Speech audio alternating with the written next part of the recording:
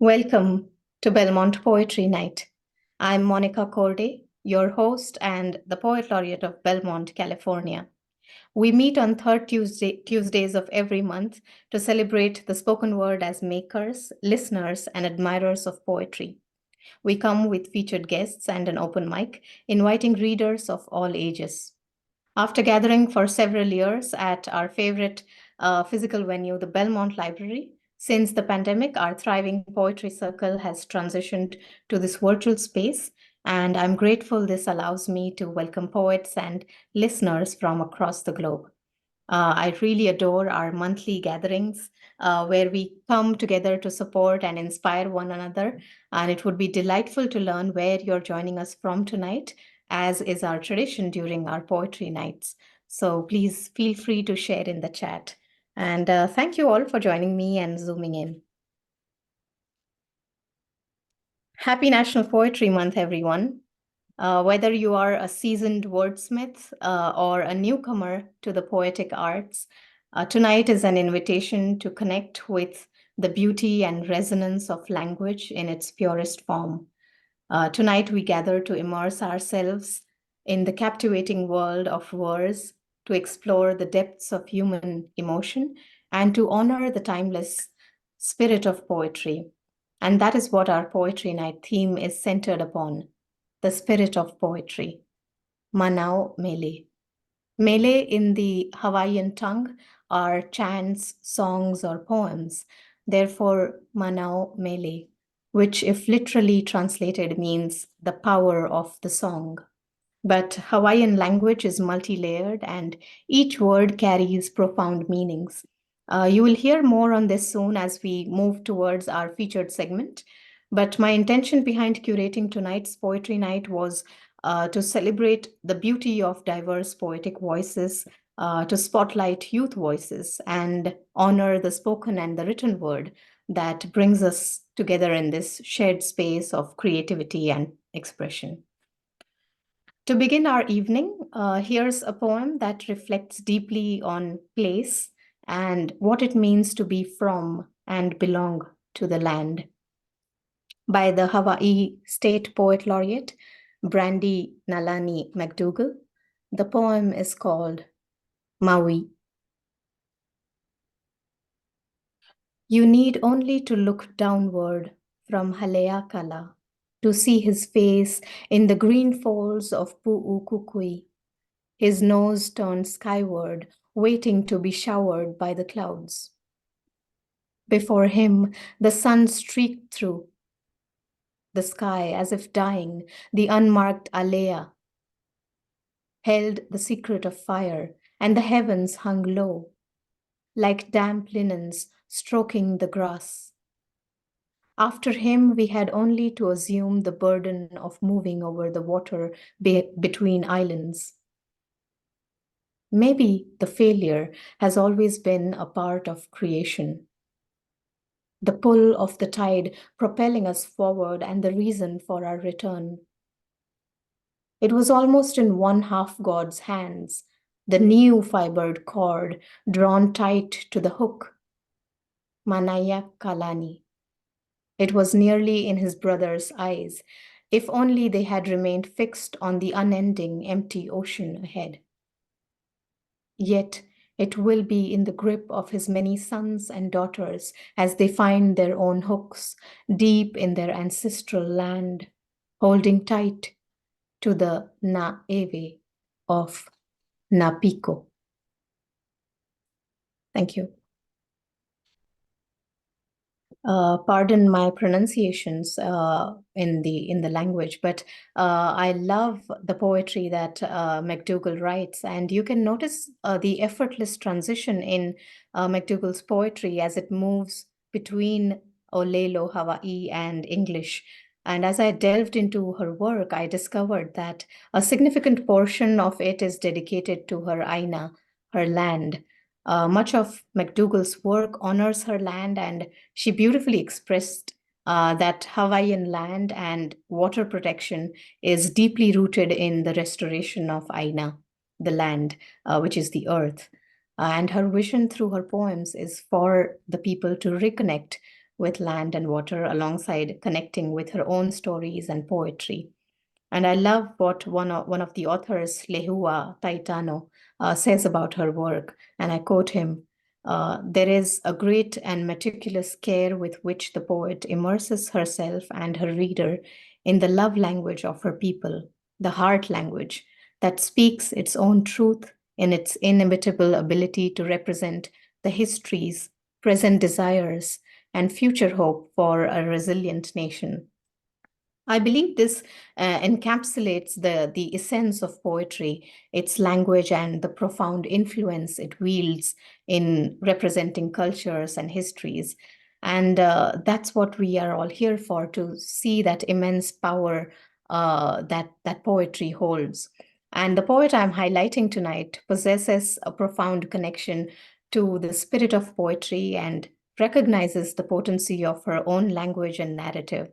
I'm thrilled to feature another youth poet for this National Poetry Month special, and pleased to welcome the 2022 Hawai'i Youth Poet Laureate Kalehua Fung. Before we listen to her, I'd like to read her introduction. Kalehua Fung is the 2022 Hawaii Youth Poet Laureate, the second to be appointed in the history of Hawaii. She is a 2021 graduate from a Hawaiian public charter school. Her native Hawaiian culture and schooling is very important, and she believes is the foundation of all her successes. She uses poetry to express herself, anguish, joy, anxiety, and everything in between, and hopes to be able to help her fellow Indigenous youth to stand in courage and use their voices. One of her mottos is to rewrite the narrative yourself. I love that, meaning to tell your own story because you can tell it best. She always chooses to use her words as a way to tell the story of her Aina, land, and her people. Aloha, Kalehua. Welcome, welcome, welcome. The mic is all yours. Hi, aloha. Mahalo for having me. Thank you for having me. Yeah, okay, I'll just jump right into it. I come from the earth, from hands in dirt, from a succession of stories embedded in my backbone, passed from generation to generation by tongue, by breath, trickle down into my blood to lay home there before eventually recycling itself back out. My name is Kalehua, from a culture where it means warrior, where it means the first thing after destruction is tree. A flowering tree after a lava flow, meaning that after anger there is always healing, because being the first to sprout after rain is the warrior in you, where despite trials you should grow and stand tall. My name comes from a language of oral passage spoken in whispers like the underground network of roots. My name is unassuming and calm in its nature. If my name is poetry, then being a poet is innate in me, written in our ancestors like the stars, because I come from a people of storytellers, where they rewrote a language over after they realized they could no longer erase it. And so telling my people stories is resistance if they tried to erase me, speaking a language they could only twist and spin around them like waves on the surface who will never understand the depth that articulates. Where the sea meets land, we have sand. And yet where I meet my mother tongue, we have conflict, river split, Ikavakahiko, in Hawaiian history, we are ancestors of the taro plant, kalo. When the gods in the sky decided to settle and the first child buried in mud came back as kalo, we as the younger sibling took on this responsibility to look after it. But I sometimes still feel like the kalo plant, still born meant for something different, instead chosen to feed the next generations with their body. If being buried in the mud is the only way I can feed my children, so be it. We learned science every day outside in the environment and knew sustainability before anyone told us what it was, the remnants of all our ancestors and the next wave of consciousness and enlightenment. This Aina is teaching me healing through reconciliation with myself because it is not just a device of convenience but a catalyst of love. And protecting that of which we consider sacred vindicates our monotonous days. My stories are the rock wall that kept these bones safe, stories passed down generation after generation in hushed whispers and quiet tones. Under tucked tongues and nimble fingers, they are how I know my ancestors live within me every day. The way they have crossed oceans and planted seeds for me, this rock is just another form of my ancestry. My blood and bone the walls could never keep out, only bring in everything they made sure I would receive, and that of which I stand for every day is for all the back-breaking, bone-crushing work they lived through and how now Kept are the memories of her blood and mine, because these are the things I will tell my children before I die. Bones are sacred vessels for our people, and so safe inside of me lives the entire ecosystem of aloha, gifted to you and I.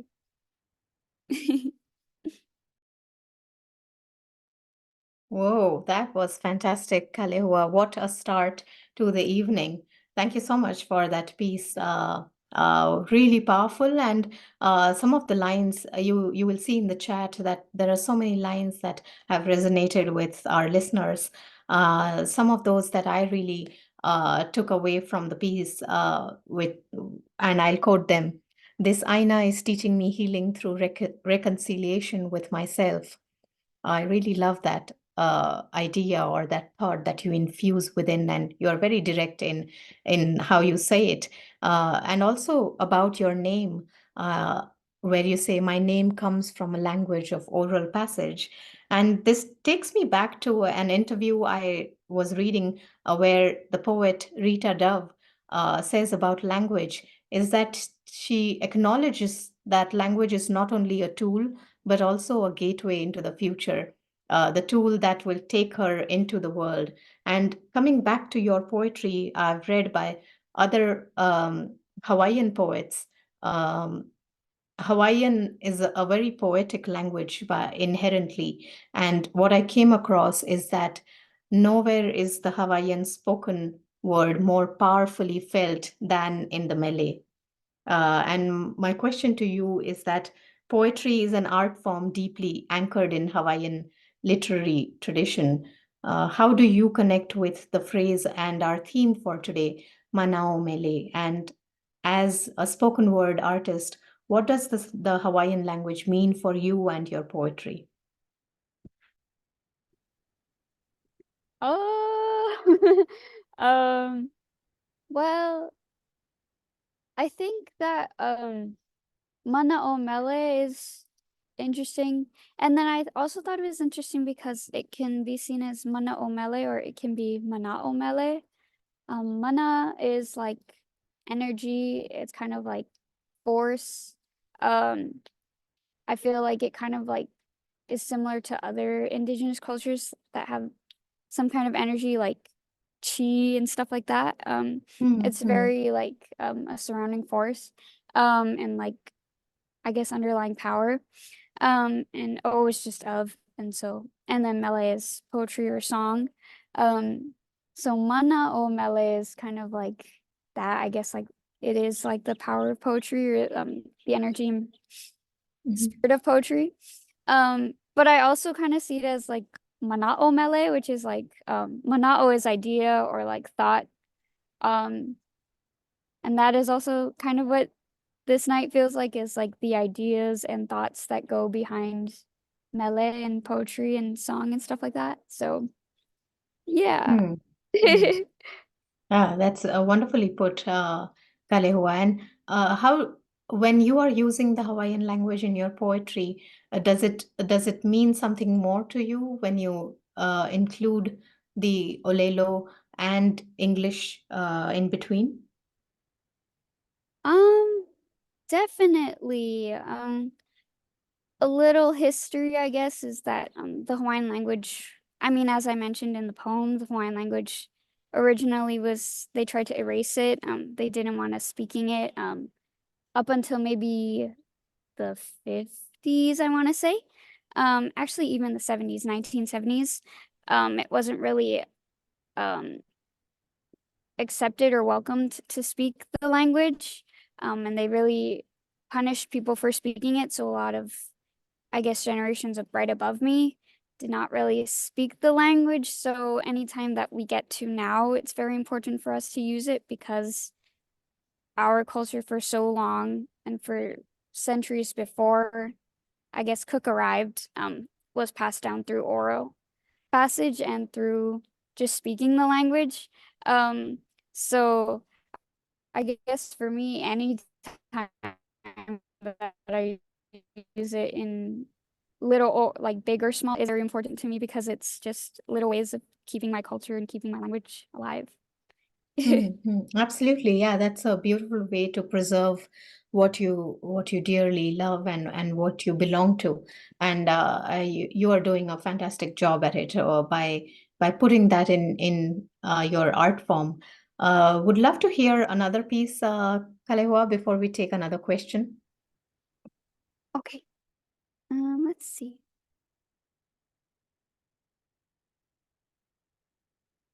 The first time I heard Oli, I went home in goosebumps, unsure of what was happening. The first time I met my best friends and saw my family out on the front lines next to me, a shiver ran through my body, trickled down my backbone, reminding me of who I represent, sending electricity as if awakening in me those I came from, that of which I come from, that of which I stood for, all the Hawaiian history that I am a living manifestation of. Watch as my people stands in kapu aloha, hear as my people oli and ue feel.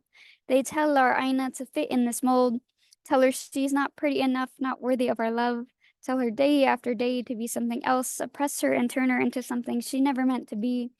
Aloha Aina with intention is knowing you carry a lineage, a succession of stories in your backbone, standing on the front lines, no questions asked, for the places that we call home. Is assimilation in what is needed to survive, adapting to your surroundings and being able to thrive. It is inspiring others in that thirst for more knowledge. Aloha Aina is a love you can touch, see, taste, smell, hear, a home you can miss, let your roots run deep. Aina, plentiful that when given the space to breathe, she sings. Oceans surrounding us on all sides, she's refreshing and all we ever need in healing. It's on the calm and serene days that I feel music playing while I hear children laughing at school. It's no surprise when some days the tears of our Aina sweep home's way. It's no surprise when her foundation suddenly gives out, when the ground shake and the earths move, because we have become spiders crawling down her back and fleas eating at all that's left of her. In a sea of corruption, our elders teach our children how to swim, and our children teach us how to paddle alongside them. But I want our future generations to not be afraid of drowning in the tide of the future, to be left with knowledge and imagery from all their ancestors, a feeling of responsibility that comes with a sense of pride and freedom of where they came from, knowing that we did everything to make sure they can float and won't have to tread. This is my testimony. Are we ready to get swimming? Woo, are we ready to get swimming? What a close to that piece. Fantastic, Kalehua. Thank you so much. What a terrific way to move through that piece. And I love the repetition of the word Aina in that particular poem, talking about the land, Aina. There is another poet, No'u Revilla, a queer Hawaiian female poet and educator, who put it beautifully that Aina is our word for land in Olelo, Hawaii. Aina is in our genealogy, so we care for our lands and waters the way we care for our elders. For poets, that means humility. Place precedes you. It is active and knowledgeable, not something to be conquered or owned. And the same thought or words, I'm impressed by how you effortlessly bring this thought forward in your poems through metaphors, allusions, historical contexts, like the other poems that we will get to hear as well. And like your poem says, safe inside of me lives the entire ecosystem of aloha gifted to you and I. Absolutely gorgeous. What a line. As a poet whose work is rooted and inspired by her Aina, written in reverence for the land and ancestors, place in several senses is significant and powerful in your poems. Can you talk a little bit about the importance of place in your work? And as a native Hawaiian, how has that shaped you as a poet in the modern world? Um, Sorry, is it too loud, by the way? There's like a lot of background noise on my end. No, no, we don't. I don't Okay, think okay. any of us hear the background noise at all. Okay, good, good. Just making Perfect. Thank you. sure. Um, well, for me, I think that's why I say that my like Native Hawaiian schooling, I went to a public charter school, and it was based on Native Hawaiian culture. And so I think that's why I say that my schooling was very important because a big part of that was learning. Um, we had this curriculum called place-based learning, which was they would take us to places and then we'd have to learn about the place. And even where our school was, we learned about the place. Like the names of the rains, the names of the winds, how the water flows, everything about the place. And so in that way, that really strengthened my idea of Aina and land, because I feel like when you learn things about something, you start to grow an affection for it. Just like how when you learn things about people, you grow an affection for that person, you know? So for me, that was very important to me and something that I carry on today because learning about these places, I grew an affection and a connection to those places. And it really helped me understand where I am and how I carry myself, because it helps me understand how I carry myself can affect where I am and the people that are there with me. So yeah, a lot of that is kind of, I guess, what I tackled too, because a lot of my poetry is written in high school. So it was kind of while I was learning those things. So yeah. Yeah, very true what you just said, Kalehua. I think you carry all of that with you, and that's what really connects you to the different parts of the lives that we live. And does it come individually to you when you're in learning all of this at school, or do you see the school also making an effort to teach about the Hawaiian culture or the history? Do you see that happening more as a young native Hawaiian? Um, I mean, honestly, here it's very rare. Hmm. So that's why I was fortunate and lucky enough to have that kind of education, because it's so recent that Hawaiian language is welcomed in the state. Um, not a lot of schools and not a lot of places teach it. Um, so I was really lucky to go to a specific place that did and was really focused on it. Um, but I think being where I was really enforced and inspired a lot of that. I saw that my friends, my teachers, even my family were getting to learn alongside me. And so that also really inspired me, because um, my family didn't really know about Hawaiian culture, so I didn't originally. And then I got to kind of bring it back to my family, which I felt like was really nice for me. And that was just a personal thing that I loved about the Mhm. school, because it was engaged, like it engaged not only myself, but my family. Like my family had to come to events and my family had to like show up for things too. So it really also taught me that our culture is very family based and people based, not just place based. So yeah. Hmm. No, that's really beautiful, and I love everything that you just said. It sounds very healing as well at the same time that there is so much you gain out of these experiences that when you learn about your own culture, about the place where you come from, you have such deep reverence for where you belong, and that itself is a very healing emotion in itself. And before we go on to your next piece, I'd just like to say it's surprising how Zoom mutes all the background noise that you're talking about, but we can hear the little sweet singing of birds behind you as you're speaking. So I'm glad that Zoom is not muting those.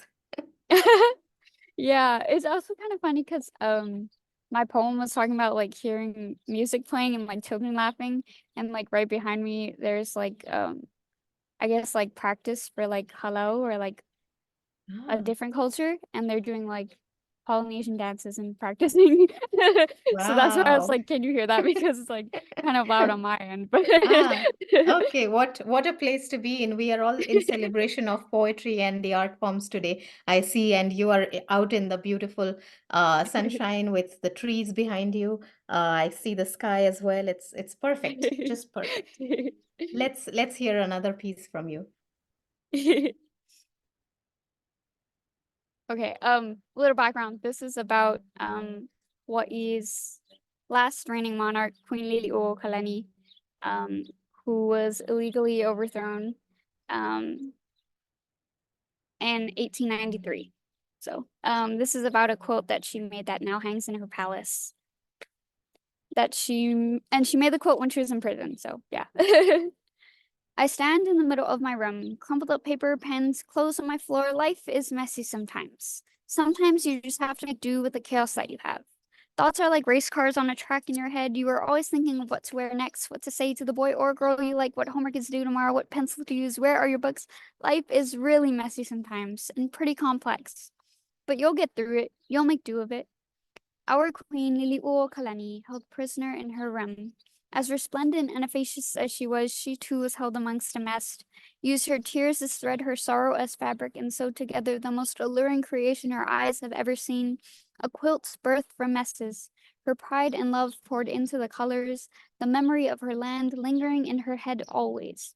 A mess of her people in anguish as a foreign government took over, their guns labeled power and money, their bullets of hatred coated with selfishness. A mess of probably her own mind. Sorrow and melancholy, despair and desperation were each planet's probably taking up occupation in space in her head, but also with her questions came faith and hope, optimism above all others, tore dresses apart and curtains for fabric embedded in her quilt is the impact felt from others' egotistical actions. You see, from messes of dresses and messes of others' heads, she set her foundation when all was shaking and storming her quilts. Evidence above all that if you have faith, your messes can turn into beauty, your turmoil, the calm seas. Your mayhem and chaos, the blue skies and gentle breezes. You may not see it yet, but surely it's coming. This is an ode to messes because from it there is redemption, from it there is creation, from there is even growth. This is an ode to messes because from it the most magnificent butterflies are created.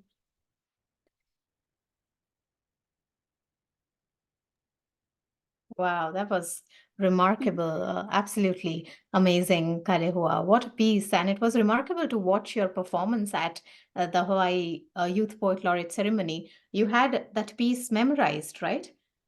Oh no, And I did you, didn't. when you read it on the Didn't. stage?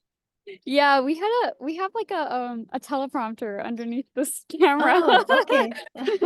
Yeah. But still the way you go with it, the pace and the ease that comes with it, I think that really catches attention. And besides all of that, I think the visual imagery is so brilliant in that piece. What was it like performing your poetry Ode to Messes for the first time? And has that experience changed for you as you continue to perform it? Um, yeah, it was honestly the whole poet laureate thing was very new to me. Before everything, I had no like idea about poetry really. Like I was really self-taught. I just would watch videos on YouTube kind of thing and like read poetry books and like kind of write and teach myself, I guess, how to write. And so then when I went to do that, we got like little workshops and they taught us how to like deliver our poems and they kind of give us like pointers and stuff and taught us how. So honestly, to me, that was kind of like the best time I had like the best version of how I had done it because like I had gotten like a workshop right before on how to deliver it. Um, but yeah, and also since then, I guess like for a little while I was doing it so much that I kind of was like, oh, I don't want to say it anymore. But lately I feel like every time I do it, I find new meanings to it Mm. and people show me new meanings to it. So I think that it has been teaching me a lot about my writing and poetry in general too, because it kind of just is like a reflective thing and people always tell me like things they find in it and I'm like, oh, yeah, I guess. And even like after the Lahaina fires, I found that it was kind of a empowering poem, I guess, for them because it was talking about messes turning into beauty, and that was a really big mess for them. So to be able to do that for them was very, I guess, important to me and really interesting and inspiring. But yeah. Absolutely. And you have been a beacon of inspiration as a youth poet laureate, sparking creativity and passion in other young writers. Do you have another piece for us, or would you like to take the final question? Um, I can take Ah, the final question. yeah, I remember you did mention that you have another poem for the end of the open mic. So that would be Mhm. perfect. My final question was if you can just walk us through some of your journey and challenges as you stepped into the role of the Hawaii Youth Poet Laureate at the time. And do you have any advice for young poets who may be listening on how they can work towards achieving their goals, whether it's publishing their work or whether it's just applying for something like being a Youth Poet Laureate? It would be wonderful to hear what you have to say to them. Um, I mean, I guess I kind of mentioned it already, but I guess I called myself like a self-taught poet for a really long time. One of the, I guess, disadvantages of going to a public charter school in Hawaii was that they were underfunded and it was really small. So I didn't really know how to, like, I didn't have any teachers that could teach me poetry. I didn't really know of any community that was doing that kind of thing. So it was really all just like me looking it up and like asking, I guess, like friends, like, oh, does this sound okay? um, for a really long time. So I never really thought that my poetry was like any good, I guess. I kind of just used it to like express myself. And then in like high school, I kind of would use it sometimes to like get out of essays or something. Like I could write a poem instead of writing an essay. Um, but then the like somebody had heard that like I write poetry. I took like a long story, but I took a film workshop and then someone from the film workshop heard that I write and they're like, "Oh, there's this like thing going on," and they sent me like the link to the Youth Poet Laureate competition. Oh, And it was like wow. 7 p.m. of the due date. The due date was at 12 a.m. that night. And I was like, they're like, "Oh, you should try." And I was like, "Oh, I don't know." But like the good thing was that I had like poems on the side that I had just like written. Ode to Messes was one of them. And the second poem that you guys heard was also one of them. So I kind of just like put it all on like a Google Docs and like sent it in my application like really quickly. But I was like, oh, I'll just try, I guess, because like I was like, no, no, nothing, whatever it is, I'll just try. And so yeah, and it was like right before we were supposed to leave for like a trip to like Seattle to visit my brother and stuff like that. And then like right as we were getting on the plane, I got an email saying I made like the finals, and that as soon as we like as soon as we were coming back from Seattle, like scheduled to come back from the trip, like the next day we were supposed to fly to Maui because I'm not from Maui. I'm from a different island. So I was like, I hadn't told anybody that I like applied, like not even my mom knew. So like right as we're getting on the plane, I'm like, oh, so actually when we come back, they're saying that they're flying us to Maui. And she was like, what are you talking about? Like she was like very confused. I was also very confused. I didn't know what a laureate was, like I didn't know anything. Um, and then yeah, we went and I like was like really happy to like meet other poets and meet people my age. And most of them were like from private school, so I was really intimidated. And then I won, which was also very surprising because like um we had thought that like they got someone's name wrong. Like we thought that it wasn't me. We were like, oh, did they call the right person? And it was funny because my mom wasn't with me, but she thought the same thing at the same time. Because like I was on stage and she was on the side, and we're like, oh, did they really mean to call my name? So it was very surprising and a lot and like very overwhelming. Um, but I guess at the end of the day, I was very thankful. And then after the award, I had really just like gotten a community Mhm. of people. And I was like, they were like, oh, whatever you want to do, we can do. And so that was just very crazy for me. And I've learned a lot from being a poet laureate. I still am learning and it's really cool. But yeah, it was really just like, I guess my advice would always be like, just try, try, try. Like we have a Mm. thing in Hawaiian, like for in like Hawaii, where it's like if no can, no can, if can. But we do this thing like when we I teach in love that. classrooms, where it's like if can, if no can, try, try, try. Um, Right. so I think for me it was always like I was always just like, oh, I'll just try, like whatever happens, happens kind of thing. Of like if I get it, I get it. If I don't, like that's fine. I tried.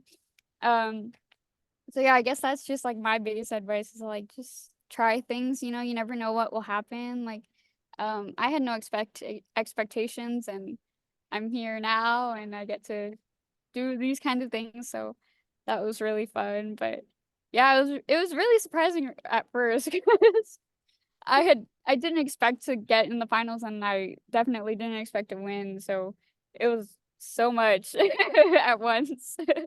And then they were Well, putting me on interviews and all kinds of things. So I was like, oh, I don't know what's going on. Yeah. Well, it's certainly a very, very rewarding experience, Kalehua, and you are one fantastic lady there. I'll say a great poet, and so cool and so open. I love how you open and positive you are with all the different experiences that you have over a period of years in your life. And thank you so much for sharing all of that. And personally, I think it sounds very similar to my journey as a poet laureate. It's like, let's give it a try, shall we? And I really love that advice that you have for, especially for young poets like you, who don't really need to be afraid of something, and then just they can be surprised by what life has to offer to them. And of course, there's so much more to learn, and you already had harnessed that power within you, and you had so much to give. So I'm really glad that the Hawaii Youth Poet Laureate Committee picked you as their poet laureate for 2022. And I just want to say mahalo nui, for giving voice to your words, for bringing the stories of your land and culture to life through self-exploration, firstly, and through your poetry. And I hope you enjoyed this experience, Kalehua, talking to us and being here in this space. Thank you so much for having me. Thank you. Yeah, I'd love to open the floor briefly for comments from our audience. So please take a moment to unmute yourself if anyone wishes to say something to Kalehua. And watch out for a link in the chat. It is a youth poetry poet laureate anthology that I'm putting in. So Kalehua's work is also in there along with other youth poets laureate. I don't know much about Hawaii, and you are the first Hawaiian poet I've met. And thinking about how Hawaii has become Americanized, I'm just wondering how the indigenous population has survived contact with the Europeans. And I'll just have to read some history of your land, your ina.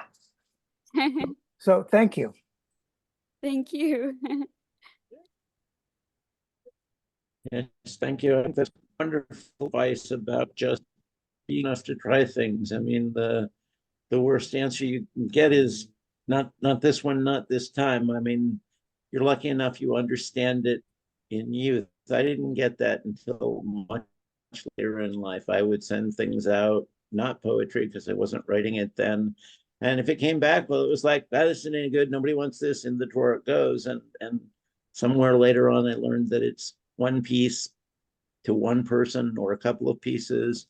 And if they don't like it, it's not a judgment of you. It's just not right at that time. So I think that's wonderful advice. I enjoyed listening to your poetry. I rarely put in lines because I find it too hard to type and listen at the same time.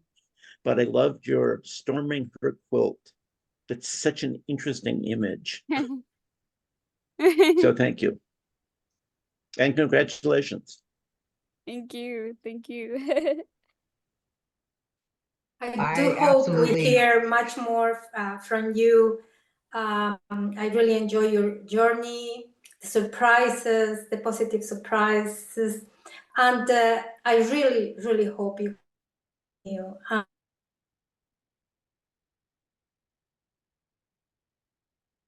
Be here.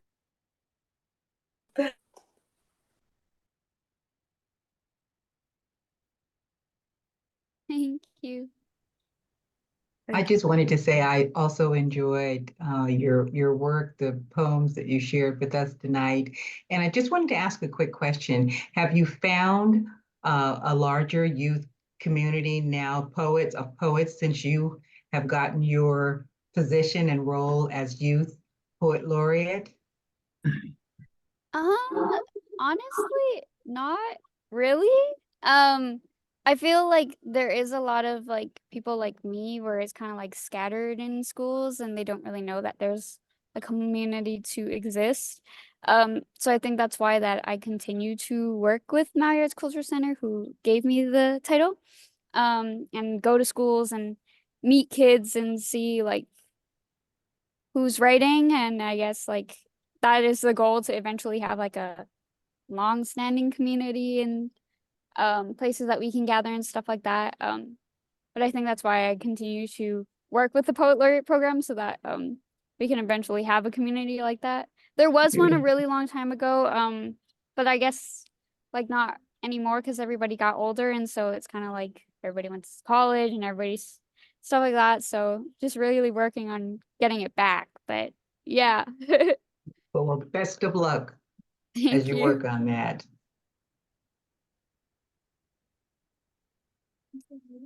Thank you. Well, thank you, everyone.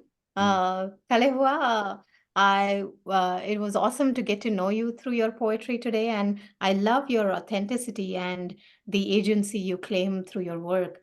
Thank you once again for your time, and I'll say that it is a true celebration of National Poetry Month as we see the torch being passed on to our future generations like you, who are immensely talented and so conscious of their cultural history, identity, of empowering others, and especially raising their voice through the art of poetry. And at such young age, I admire your courage and your passion of weaving words of indigenous experiences with, I'll say, a contemporary contemplation and intellect. So you are absolutely phenomenal, and I hope you and your poetry continue to shine. Like all of us said, all the very best for all your endeavors ahead. Thank you. Thank you. And I hope you will stay with us for the open mic, because I'd love to invite you at the end of it to offer us a closing poem. Perfect. All right. With that, we are going to stop recording this segment. Those of you who are in the Zoom room, please stay online for the open mic segment of the evening. To the YouTube audience, thanks for tuning in, and hope to see you for next month's virtual Belmont Poetry Night. Good night.